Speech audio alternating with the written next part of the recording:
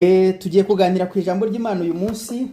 Ni ijambo mwumvishe cyangwa se muhora mwumva, ariko uyu munsi ryongere rigere mu matwi yanyu. C'est une parole que vous avez entendue ou bien que vous entendez souvent, mais aujourd'hui elle va revenir dans vos oreilles. Umutwe w'amagambo w'uyu munsi Le thème d'aujourd'hui uravuga ngo kumenya igihe urimo. Le thème d'aujourd'hui dit de savoir quel état que tu es, à quel état que tu es, ou bien à quelle saison que tu es. Kumenya igihe urimo bikwigisha kumenya igihe uvamo n'igihe ujyamo.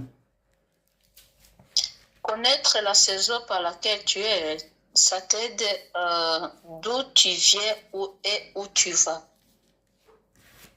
Imana idufashe cyane. Et Dieu nous aide beaucoup.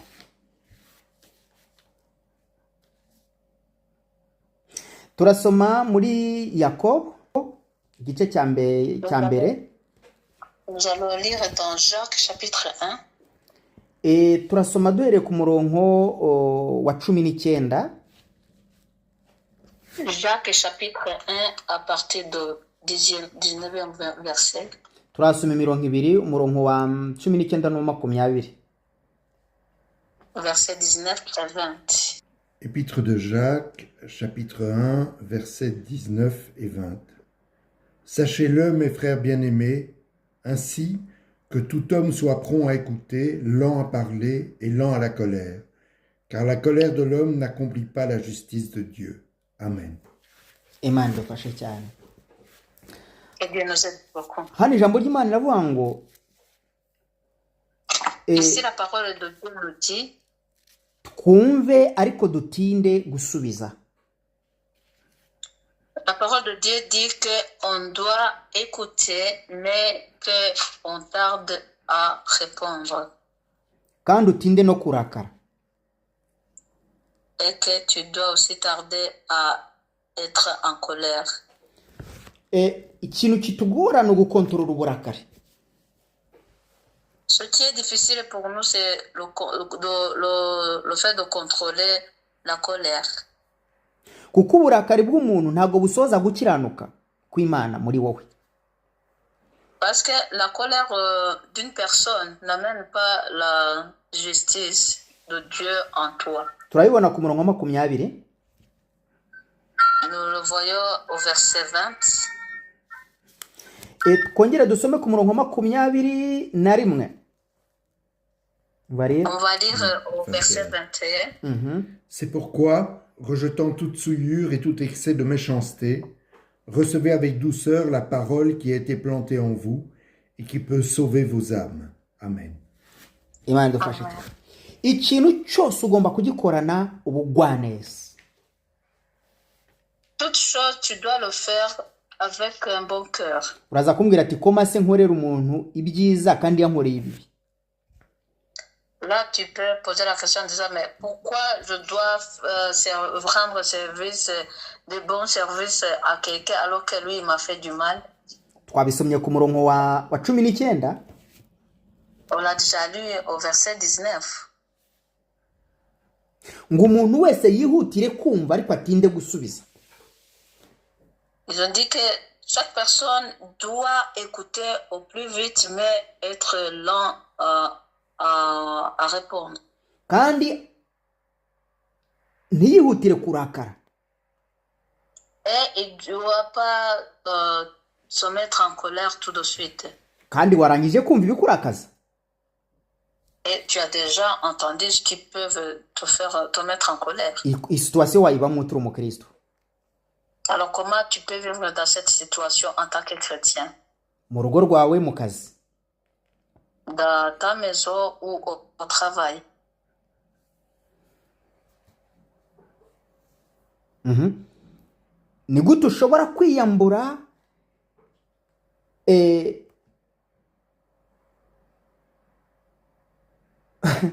igitekerezo cyo kuvuga nabi kandi wabwiwe nabi? Comment tu peux t'enlever la pensée de parler méchamment alors que toi aussi on t'a parlé méchamment? Turabibona ku murongo 21. On le voit ici au verset 21. muri yakobo niho tukiri. On est toujours dans Jacques. Imana idufashe cyane.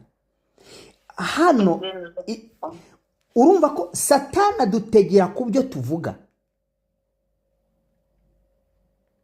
Ici, vous comprenez que Satan nous piège par rapport à ce que nous parlons.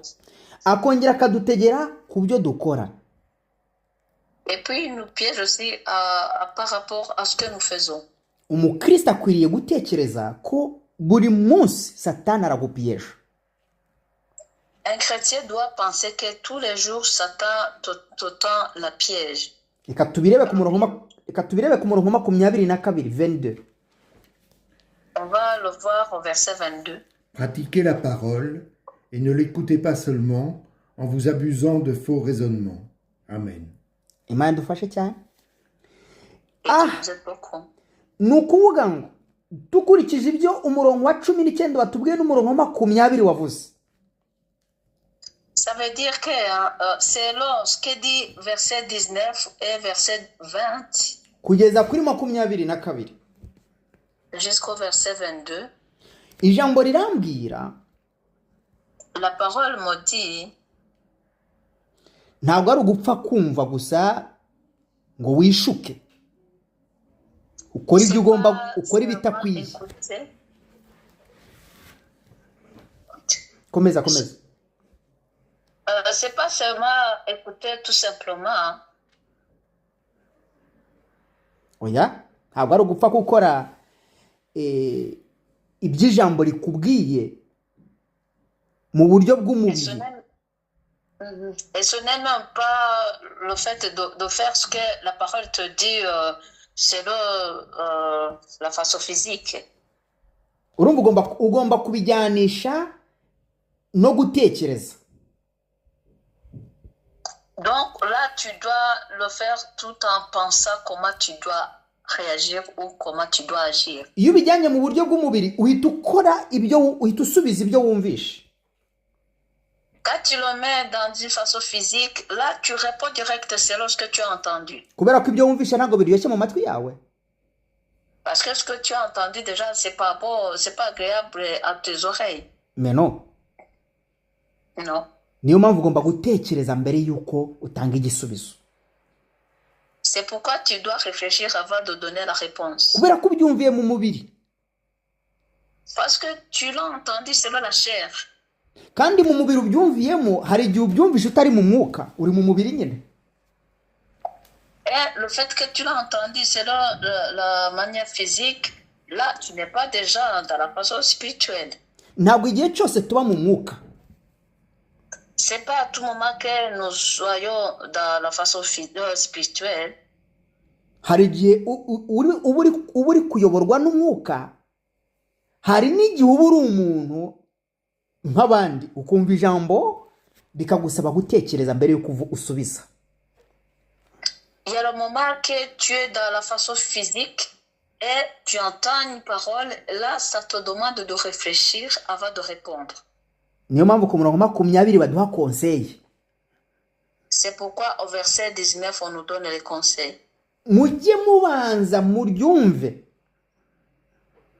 Il faut d'abord écouter la parole. Ubundi ubone gusubiza. Après, tu réponds. Ntabwo ari ugupfa kumva ngo usubize uko bumvishe. C'est pas simplement écouter et toi tu réponds direct selon de comment tu as entendu. Oya. Non. Ijambo ry'Imana ni rigari. La parole de Dieu est large.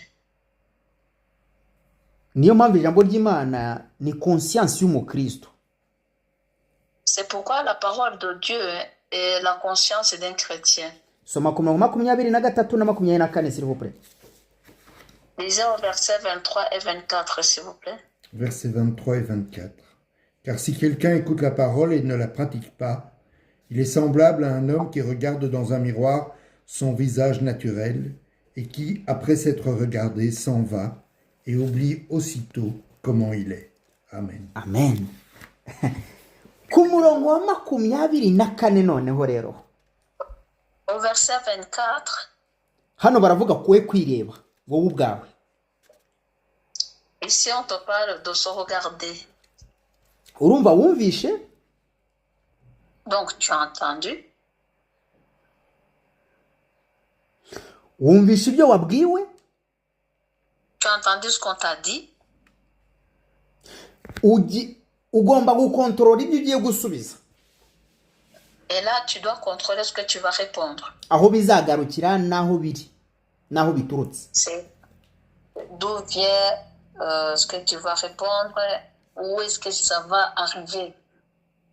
Ngo iyo uhise usubiza uba ubaye nk'umuntu warebye mu ndorerwamo warangiza ukayivamo ukibagirwa isura yawe uko yari imeze.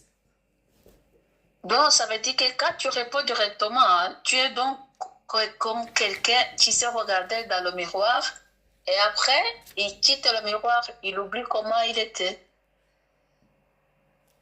Reka mvuge ku badamu mumbabarire ntibibaburese. Je vais donner un exemple par rapport aux dames. Iyo ugiye muri miroir uri gukora maquillage, Lorsque une dame est en train de faire le maquillage, ushobora gusohoka muri salle de bain yawe ukorera maquillage. Désolé sinzi mba ari muri salle de bain nimba ari hehe, aho ariho hose ukora maquillage yawe. là où tu fais ton maquillage, tu peux sortir de cet endroit-là, ça peut être à la salle de bain ou ailleurs.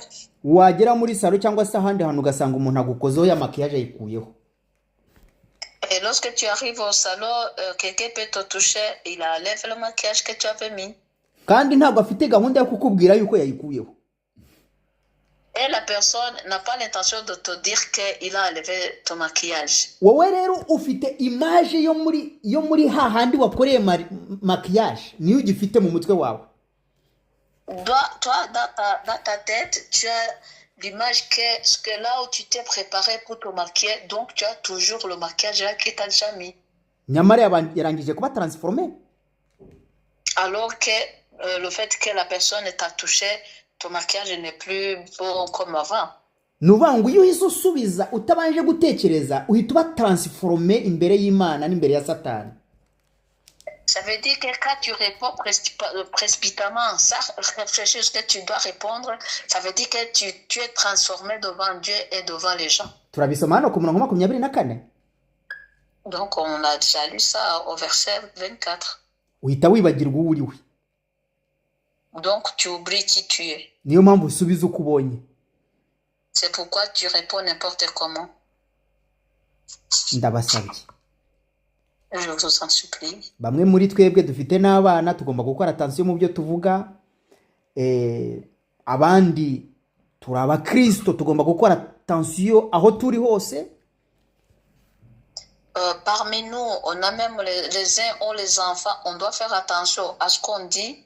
Et même, on est les chrétiens, on doit faire attention, quel que soit l'endroit où nous sommes. Imana idufashe. Tugiye gusoma ku murongo 20. Tugiye gusoma ku murongo 25. Umurongo 25 uravugana nawe nanjye. On va lire au verset 25. Dans le verset 25, me parle et te parle aussi. Verset 25. Mais celui qui a plongé les regards dans la loi parfaite, la loi de la liberté, et qui persévère, non pas en l'écoutant pour l'oublier, mais en la pratiquant activement, celui-là sera heureux dans son action même. Amen. Amen. Imana idufashe cyane. Ngo wumve iryo jambo akarikomeza. Quelqu'un qui écoute la parole, qu'il regarde, ntaryibagirwe, et qu'il n'oublie pas, atari ukumva gusa, sans écouter seulement, ahubwo ari ukuryumvira. Par contre, écouter ce que la parole te demande de faire. Kuryumvira rero ni gute? Comment on peut écouter la parole pour mettre en action ce que tu dois faire? Nuko wateze amatwi ugatekereza icyo uri busubize. C'est parce que tu as prêté tes oreilles et que tu as pensé à ce que tu vas répondre. burya ntabwo uroburije gusubiza, hari n'ubwo utasubiza ugaceceka. En fait, tu n'es pas obligé de répondre. Tu peux laisser de répondre et tu restes mieux. Ng'uryumvira niwe uzabona ingororano mu byo akora. Et quelqu'un qui est attentif à la parole, c'est quelqu'un qui aura la récompense de ce qu'il fait. Ni gute dushobora kuba abantu dukora iby'Imana tutari mu marangamutima y'uyu mubiri? Comment on peut faire les choses de Dieu sans avoir les sentiments du corps que nous portons? Ikintu kidukomereye gikomeye mu buzima bwacu, burya ingingo ikomeye mu buzima bwacu ituremerera ni ururimi. La chose la plus difficile dans notre vie, donc, c'est vraiment la langue. Indi ngingo idukomerera cyane ni umutima. L'autre membre qui est vraiment difficile pour nous, c'est le cœur. Kuko ururimi ruvuga ibyo umutima watekereje. Parce que la langue prononce ce que le cœur a pensé. Niyo mpamvu mbasaba tugomba gutekereza cyane. C'est pourquoi je vous demande vraiment de réfléchir beaucoup. Ntabwo tubohorwa n'amadini dusengeramo, oya. Ce n'est pas les religions que là où nous prions qui nous libèrent, non. Tubohorwa n'umutima wubaha Imana aho turi hose. On est libéré par le cœur qui honore Dieu, quel que soit l'endroit où nous sommes. Imana ibaho umugisha. Dusome ku murongo wa 26. On va lire au verset 26. Si quelqu'un pense être religieux, sans tenir sa langue en bride, mais en trompant son cœur, la religion de cet homme est vaine. Amen. Amen. Amen. Ngo umuntu nibwira ko ari umunyedini ariko akaba adashobora gukontorora ururimi rwe, ababeshya. Si quelqu'un doit être religieux et ne sait pas maîtriser sa langue, il se trompe lui-même. Urumva ni umunyedini ntabwo ari umunyetorero. Donc ça veut dire qu'il est religieux mais il n'est pas vraiment un vrai chrétien. Itorero ni umuntu ukontorora ibyo agiye kuvuga n'ibyo agiye gukora. Donc l'église, c'est quelqu'un qui contrôle ce qu'il va dire et ce qu'il va faire. Sino kuvuga ibyo uvuga, gukora ibyo ukora, ukitwa umunyedini, usengera aha n'aha, nta mumaro. Ikifite umumaro ni ugukontorora santima zawe. Sinon, faire ce que tu dois faire ou dire ce que tu dois dire et que tu es un religieux qui prie quelque part dans l'église, ça ne sert à rien. Ce qui est important, c'est vraiment de contrôler tes sentiments. Ni ukumenya ko ibyo uvuga ntawe bibabaza, ibyo ukora ntawe bivuna.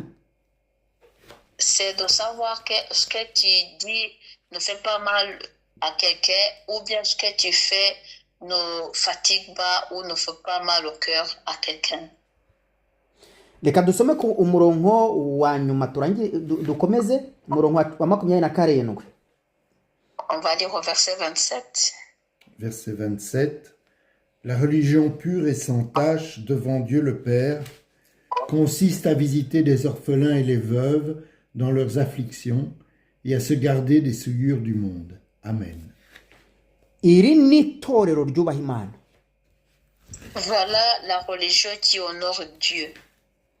Ni ukumenya abababaye. C'est de connaître ce qui souffre. Imfubyi, abapfakazi. Les orphelins et les veuves. Na bamwe baba ku muhanda badafite aho naho baryama n'ibyo barya. Et les autres qui sont dans les détresses, qui n'ont pas où ils peuvent se coucher ou de quoi ils peuvent manger. No gusanga bari mu mibabaro yabo tukabafasha kubisohokamo. Et d'approcher ceux qui sont en train de souffrir et les aider à s'en sortir. batandujwe n'iby'umubiri, batandujwe na souffrance y'amarira n'agahinda, ni ukumva abantu bofete. C'est le fait vraiment d'écouter les gens.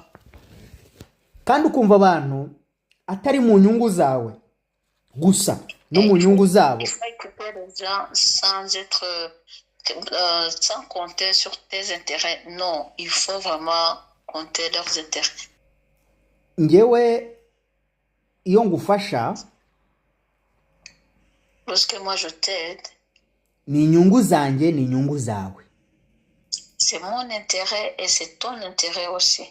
Ni ikimenyetso cy'urukundo. Ça, c'est un signe d'amour. Ngewe ibintu nkora byose ku ruhande rwanjye, mwihangane nkoresheje ijambo ngewe, ntabwo nkorera garatuye. Imbere y'Imana ntabwo ari garatuye. Oya. Veuillez m'excuser, ce que j'utilise de mon côté, moi, tout ce que je fais devant Dieu, ce n'est pas gratuit, non. Nge ndakorera ibihembo. Moi, je travaille pour les récompenses. Kandi ibihembo bidaturuka kuri mwebwe. Les récompenses qui ne viennent pas de vous. Ntacyo mwampemba ngewe. Ndakorera Imana izampemba. Vous ne pouvez rien me donner comme récompense. Moi, je travaille pour Dieu qui va me récompenser. Imana idufashe. Dieu nous aide. Tugiye kongera tujye mu gitabo cy'Abaheburayo, Hébreux. On va aller dans le livre d'Hébreux. Turasoma mu gice cya 13. Chapitre 13. Turasoma ku murongo wa mbere. Verset 1. Hébreux, chapitre 13, verset 1. Persévérez dans l'amour fraternel. Amen. Imana idufashe. Que Dieu nous aide. Turatinda kuri uyu murongo. On va tarder sur ce verset. Ngo mukomeze gukundana urukundo rwa kivandimwe. Continuez à vous aimer les uns les autres comme des frères. None se unkunda uruhe rukundo wowe? Quel amour que toi tu m'aimes. Ngewe se ngukunda uruhe? Et moi, quel amour que je t'aime. Urukundo rwa kivandimwe ntabwo rureba inyungu z'ibifatika kuri ngewe cyangwa kuri wowe. Urukundo rwa kivandimwe ndi kugufasha nk'umuvandimwe gutera imbere kwawe n'umugisha wanjye kandi ni n'umugisha wawe. L'amour fraternel ne considère pas les intérêts donc de mon propre intérêt ou tes propres intérêts. Non, c'est vraiment c'est l'amour que je t'aime pour t'aider à avancer et c'est une bénédiction aussi pour toi. Iyo uteye imbere nk'umuvandimwe nanjye mba nateye imbere. Lorsque tu avances dans la vie, ça veut dire que moi aussi j'ai avancé. Ni nk'umugore n'umugabo mu muryango. C'est comme une femme et son mari dans la famille. Umudamu akorera urugo n'umugabo agakorera urugo. La femme s'investit à la maison et le mari aussi s'investit à la maison. C'est ça. Famille vraie. Voilà la vraie famille. Nuko dukorera umuryango.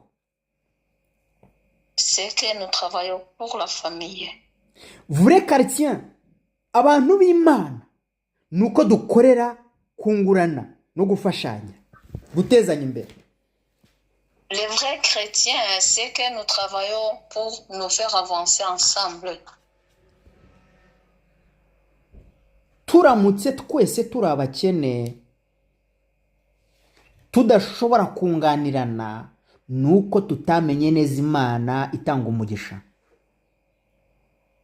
Si nous sommes tous faibles et pauvres et que nous ne pouvons pas nous aider entre nous, c'est que nous n'avons pas connu le Dieu qui donne la bénédiction. Imana idufashe. Que Dieu nous aide. Cyangwa ngo mwe muri kumva aya magambo. Je souhaite vraiment que vous compreniez cette parole. Reka dusome ku murongo wa 7. Dusome ku murongo wa 7 muri iki gice. Verset 7. Ok, on va aller au verset 7 dans ce chapitre. Verset 7. Souvenez-vous de vos conducteurs qui vous ont annoncé la parole de Dieu. Considérez l'issue de leur vie et imitez leur foi. Amen. imana idufashe hano Vous êtes- hano imana irimo kutwiga ijambo ry'imana riri kutubwira Ici, la parole de Dieu nous dit tugomba kugira ingero nziza z'abantu b'imana batubanjirije on doit avoir les bons comportements des anciens dirigeants qui nous ont précédés. uwa mbere uduha urugero rwiza rwa mbere ni yesu La première personne qui nous donne un bon exemple, c'est Jésus. we yaje atagendeye ku mategeko, yaje agendeye ku rukundo. Lui n'est pas venu pour marcher selon les lois. Non, lui, il est venu tout en s'appuyant sur l'amour. yigisha abantu kuzirikana kwizera kuzatugeza mu ijuru. Il enseignait aux gens de reconnaître la foi, ce qui va nous amener au ciel. kandi yesu uko yari kiriya gihe ni nako ari n'uyu munsi. Et le fait de Jésus, le fait qu'il était avant, c'est comme ça qu'il est aussi aujourd'hui. turasoma ku murongo wa 8. On va lire au verset 8. Verset 8. Jésus-Christ est le même hier, aujourd'hui et pour l'éternité. Amen. Amen. Amen. hano baradukonfirimye Ici, le verset nous confirme. yesu kirisito uko yari ari ejo n'uyu munsi niko ari kandi niko azahora iteka ryose. Jésus-Christ est le même aujourd'hui, hier et pour toujours. ariko se ninde umufite muri twe? Alors, qui a Jésus parmi nous? ninde umwiyambaza muri twe? Qui invoque Jésus parmi nous? ninde wemera kuyoborwa nawe? Qui accepte d'être conduit par Jésus? aho ntiyaba yanzwe nawe kandi ukaba uvuga ko umukunda?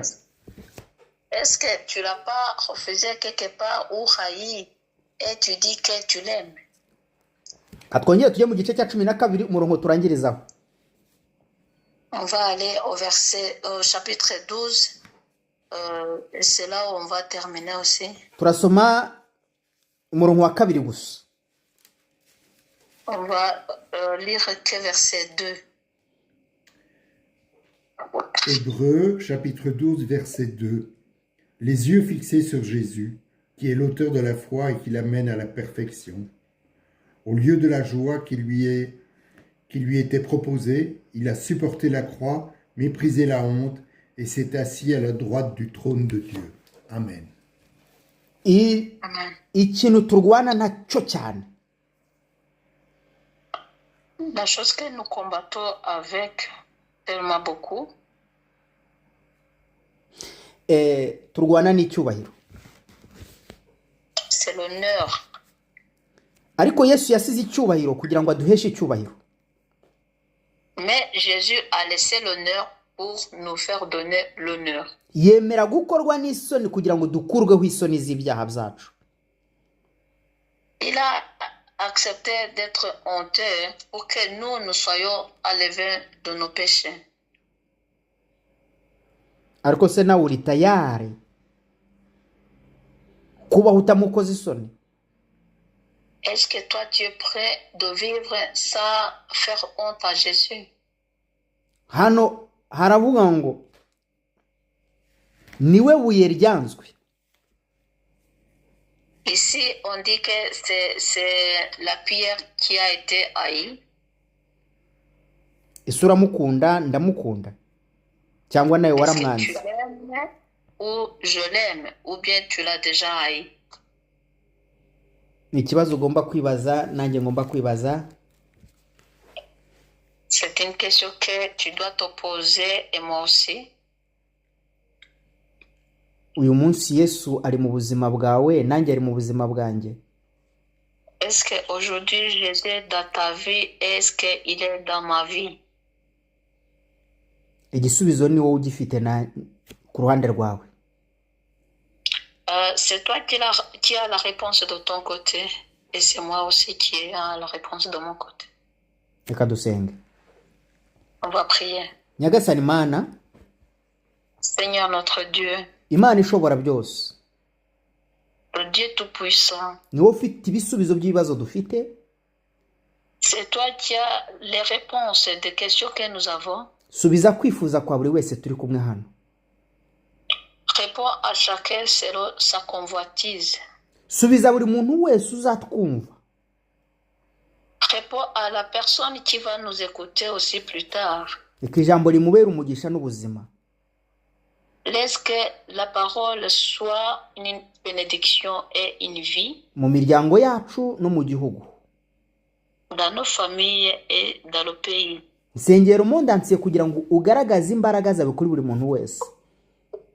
Je prie pour le monde entier pour que tu manifestes ta puissance pour chaque personne. Mu izina ryawe Yesu, amen. Dans le nom de Jésus, amen.